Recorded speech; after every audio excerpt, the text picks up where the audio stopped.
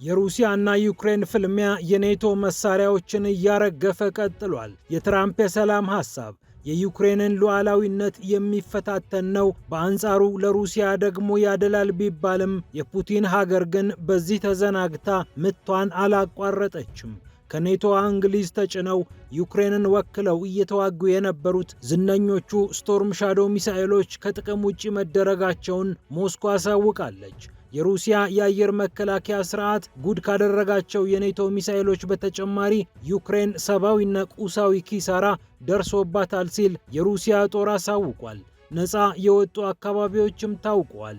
ይህ እንዳለ ሆኖ ሩሲያ ለዩክሬን ጭና የላከችላት በሺህ የሚቆጠር የወታደር አስክሬን ጉዳይ መነጋገሪያ ሆኗል። በተጨማሪም የዩክሬን ታዳጊዎች ሀገራቸውን በሚስጥር እየወጉ ነው ይላል የቢቢሲ ዘገባ።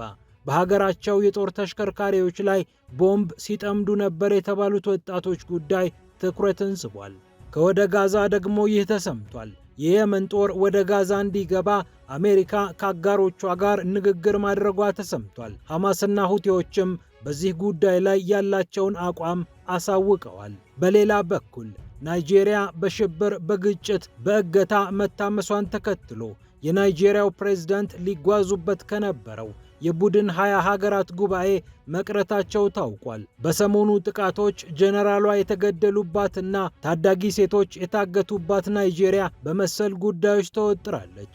ፒያሳ ኔትወርክን ስትከታተሉ ሁሉንም በጥልቀት ታገኛላችሁ። ፒያሳ ኔትወርክን ሰብስክራይብ፣ ላይክ እና ሼር በማድረግ የተአማኒ የጥልቅና የፈጣን ዘገባዎች ቤተሰቡን ስንል በአክብሮት ጋብዘናል። አሁን ወደ ጉዳዮቻችን አለፍን።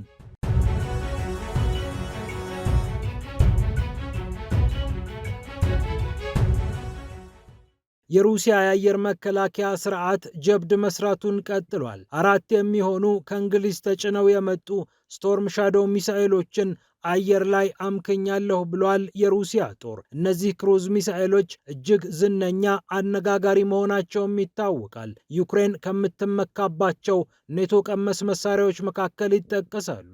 የሩሲያ የአየር መከላከያ ስርዓት 4 የሚሆኑ ስቶርም ሻዶ ክሩዝ ሚሳኤሎችን ከማምከኑ በተጨማሪ 119 የዩክሬን ድሮኖችን አየር ላይ ወደ አመድነት ቀይሬያለሁ ብሏል። በአንድ ቀን ብቻ ይህን ሁሉ ሚሳኤል እና ድሮን መጣሉን የገለጸው ጦሩ በተለያዩ አካባቢዎች ወሳኝ ድሎችን እንደተጎናጸፈም ይፋ አድርጓል። የሩሲያ ጦር የዩክሬን ጦር የሚጠቀምባቸውን የኃይል መሰረተ ልማቶች መምታቱን አሳውቋል። የሎጂስቲክስ ማዕከላት፣ የጦር መሳሪያ ዴፖዎች ከጥቅም ውጪ እንደሆኑ ሞስኮ አሳውቃለች። 2 ሂማርስ የተባሉ የተለያዩ ሮኬቶችን የሚያስወነጭፉ የሮኬት ስርዓቶችንም አጋይተናል ነው ያለችው ሀገረ ሩሲያ።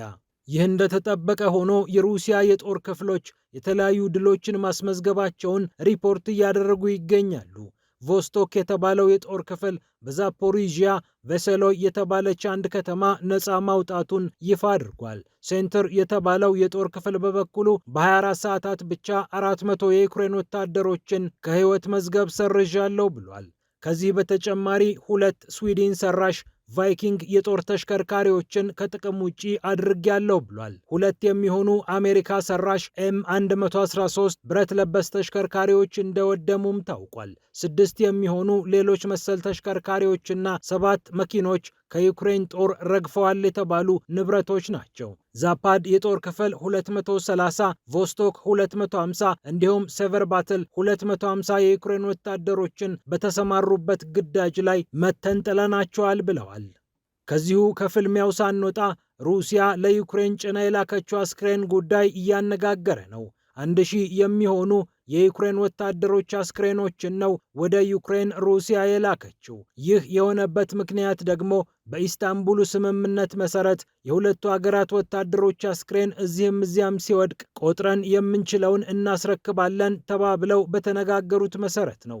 1000 የሚሆኑ አስክሬኖችን ዩክሬን ከሩሲያ ስትቀበል፣ ሩሲያ በበኩሏ 30 የሚሆኑ የወታደሮችን አስክሬን ከዩክሬን ተቀብላለች። የአስክሬን ልውውጡ ልዩነትም እንዲሁ እያነጋገረ ይገኛል። 1000 ለ30። ከዚሁ ጉዳይ ፈቀቅ ሳንል የዩክሬን ታዳጊዎች በገዛ ሀገራቸው ላይ ሴራ እያሴሩ ነው ይላል ቢቢሲ። ቢቢሲ የተለያዩ ዩክሬናውያንን አነጋግሮ የሰራው ዘገባ እንደሚያመላክተው ታዳጊዎቹ በገዛ ሀገራቸው ላይ የተለያዩ ጥቃቶችን ለመፈጸም እየተንቀሳቀሱ ይገኛሉ። ለዚህ ደግሞ ሩሲያ ከጀርባ አለች ይላል የቢቢሲ ዘገባ። የሀገሪቱ የደህንነት መስሪያ ቤት አክሽፌያቸዋለሁ ያላቸውን በርካታ የጥቃት አይነቶችንም ዘርዝሯል። አንድ የ17 ዓመት ታዳጊ ያደረገው ነገር ደግሞ ይበልጥ መነጋገሪያ ሆኗል። ይህ ታዳጊ ከሩሲያ ደህንነቶች ጋር በቴሌግራም ካወራ በኋላ $2000 እንሰጥሃለን፣ ይህንን ቦምብ ወደ አንድ ተሽከርካሪ ሄደህ አጥምደውና አፈንዳው፣ ይህንንም ስታደርግ በቀጥታ ስርጭት ቅረጸው፣ ከዚያ $2000 ይላክልሃል ተብሎ እንደነበርና ይህንን ለማድረግ በሚሞክርበት ሰዓት በዩክሬን ደህንነቶች መያዙን የቢቢሲ ዘገባ ያመላክታል። ከ500 ማይል በላይ ተጉዞ ፈንጂው የተቀመጠበት ቦታ ድረስ ሄዶ ፈንጂውን ወስዶ ወደ መኪናው በወሰደበትና ለማፈንዳት በሚንቀሳቀስበት ሰዓት ነበር የዩክሬን ደህንነቶች የደረሱበት። ከወራት በላይ እስር ላይ የሚገኘው ይህ ታዳጊ እስከ 12 ዓመት ፍርድ ሊጠብቀው ይችላል ይላል የቢቢሲ ዘገባ። እንዲህ አይነት ክስተቶች በርከት ብለዋል። ታዳጊዎች ብቻ አይደሉም፣ ለሕፃንነት የቀረቡ የ10 ዓመት ልጆች ሳይቀሩ በሩሲያ ፕሮፓጋንዳና ገንዘብ እየተታለሉ የሀገራቸውን ጦር ለማጥቃት እየሞከሩ ነው ተብሏል። ይህንን ያለችው ዩክሬን በቴሌግራም በቲክቶክ እና በቪዲዮ ጌሞች አማካኝነት ሩሲያ የምልመላ ስራውን እየሰራች ነው ብላለች። ኪየቭ እንዲህ አይነት ጥቃቶች እንዳይፈጸሙ ታዳጊዎቿን እየወተወተች እንደምትገኝ ዘገባው አስፍሯል። ቭላድ የተባለውና በዩክሬን ጦር ተሽከርካሪ ላይ ቦምብ ለማጥመድ ሲንቀሳቀስ የነበረው ታዳጊ ለቢቢሲ ሲናገር እንዲህ ይላል። እኔ ይህንን ጉዳይ አስቤበት ነበር። ነገር ግን ጥቃቱን ለመፈጸም የወሰንኩት በገንዘቡ ምክንያት ብቻ አይደለም። ጥቃቱን እንድፈጽም የተጠየቅኩት የምልመላ ስራ በሚሰሩ ወታደሮች ላይ ነበር። እነርሱን ደግሞ ማንም አይወዳቸውም ሲል የጥቃቱ ዓላማ ገንዘብ ብቻ አለመሆኑን እግረ መንገዱን ጥቆማ ሰጥቷል።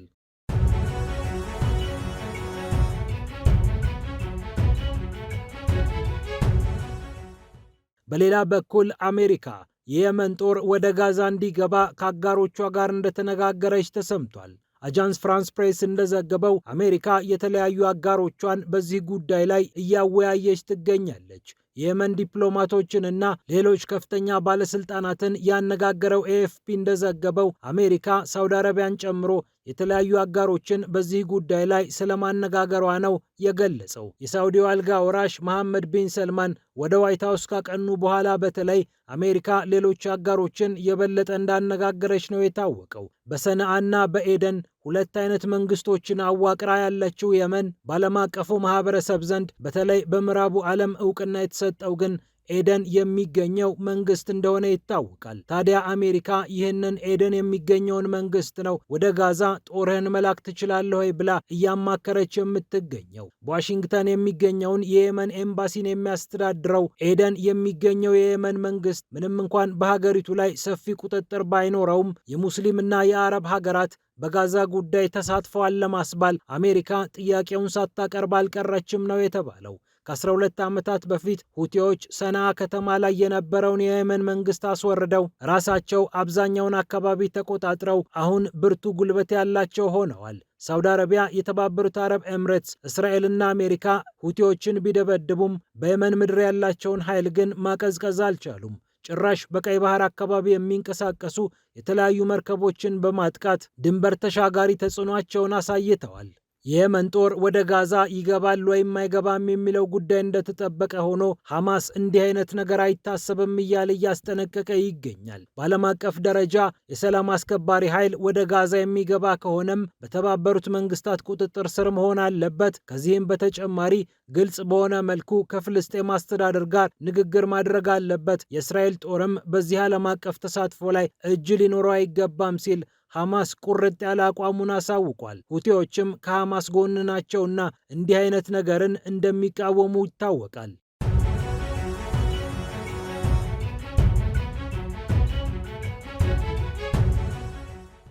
በመጨረሻም የናይጄሪያው ፕሬዝዳንት ቦላ ቲኑቡ የቡድን 20 ሀገራት ስብሰባን ለመሳተፍ ወደ ጆሃንስበርግ ሊያመሩ የነበረበትን ጉዞ ሰርዘዋል። የቡድን 20 ጉባኤን አልሳተፍም ያሉት በሀገራቸው ውስጥ የተፈጸሙ ክስተቶች አስጨንቀውኛል ብለው ነው። ኬቢ በተባለችው ግዛት 25 የሚሆኑ የናይጄሪያ ታዳጊዎች ታግተዋል። ይህ ብቻ አይደለም፣ ጸሎት ላይ የነበሩ ክርስቲያኖችም እንዲሁ ግድያና እገታ ደርሶባቸዋል። ጀነራሏን በሰሞኑ ከነበሩ ጥቃቶች ያጣችው ናይጄሪያ ከበድ ያለ ቀውስ ውስጥ ትገኛለች። በሁለት የተለያዩ አጋጣሚዎች ሰኞና ማክሰኞ የተፈጠሩት ክስተቶች ናይጄሪያን አውከዋታል። 25 የሚሆኑ የናይጄሪያ ታዳጊዎች በታጣቂዎች የታገቱ ሲሆን አንዲት የ15 ዓመት ታዳጊ ብቻ ማምለጥ ችላለች። እርሷ ነች ለጸጥታ አካላት ጥቆማውን የሰጠችው። ይህ ብቻ አይደለም። ክራይስት አፖስቶሊክ ቸርች በተባለ ቤተ ክርስቲያን ላይ በተፈጸመ ጥቃት እንዲሁ የእገታና የግድያ ወንጀል ተፈጽሟል። ናይጄሪያ ብርጋዴር ጄኔራል ሙሳ ኡባ የተባሉ ኃይል 25 የተባለ ብርጌድ የሚመሩ የጦር አዛዥም አጥታለች። እኒህን አዛዥ አግተን ገለናቸዋል ሲሉ በምዕራብ አፍሪካ የሚንቀሳቀሱት የአይሲስ ሰዎች ተናግረዋል። የሀገሪቱ ፕሬዝዳንትም ከምክትል ፕሬዝዳንታቸውና ከፖሊስ አዛዣቸው ሪፖርት እየጠበቁ መሆኑን ገልጸው 24ቱን ታዳጊዎች ለማስመለስና በአመፀኞቹ ላይ እርምጃ ለመውሰድ ብርቱ ጥረት እንደሚያደርጉ አረጋግጠዋል። ፒያሳ ኔትወርክን ስትከታተሉ ስለቆያችሁ ክብረት ይስጥልን ብለናል። ፒያሳ ኔትወርክን ሰብስክራይብ፣ ላይክና ሼር በማድረግ የተአማኒ የጥልቅና የፈጣን ዘገባዎች ቤተሰብ ሁኑ ስንል በአክብሮት ጋብዘናል። ሰላም ለዓለማችን።